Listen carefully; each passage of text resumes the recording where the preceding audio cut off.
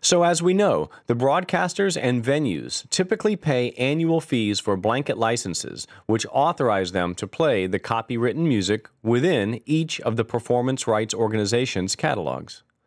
Then, the pros have to compile, document, figure out, or flat out guess how much each composition in their catalog was performed that quarter or year.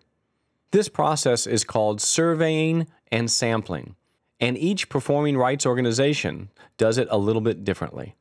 Essentially, the pro will compile all the documentation that is sent in by the broadcasters, production companies, venues, and also they will listen or survey some of the sources to cross-check these references. The music on TV can be compared against cue sheets that are sent in by video and film production companies or the composers themselves, and the broadcasters should also have an accurate listing of what goes out over the air for the Communications Bureau. From this, a picture emerges about which songs or music cues are being played and how much they are being played. There are about 15,000 radio stations in the United States, so monitoring everyone is just not feasible. Thus, the picture is not perfect. And unfortunately for those composers getting very few plays on smaller radio stations, the more accurate picture takes place where the money is the biggest. For example, while it is quite possible for a song to be missed by a sample on a rural radio call-in show, the same wouldn't be true for the higher fee-paying radio stations in New York City. The broadcasters that pay the most to the performing rights organizations are monitored closer and more accurately. Most radio stations are monitored using automatic song recognition programs that are similar to Shazam. SESAC states that it monitors 1,800 radio stations across America 24 hours a day, 7 days a week. That is around 15 million hours of music that is monitored and its song content recorded and compiled.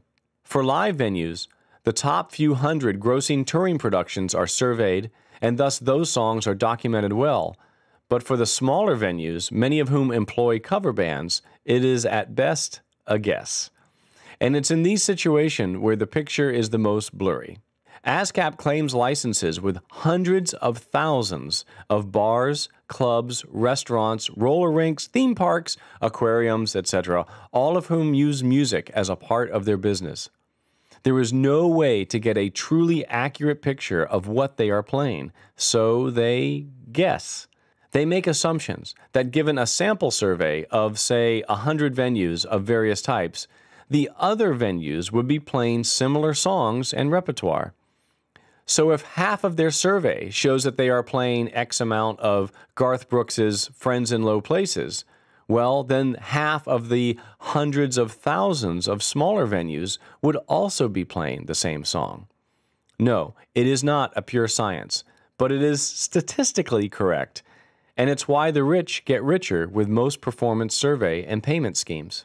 Anyway, this surveying and sampling is literally where the rubber meets the road, and all the performing rights organizations have some information on their website about how they determine how much money a performance of your song will generate based on when it was performed, where it was performed, how it was performed, and many other parameters.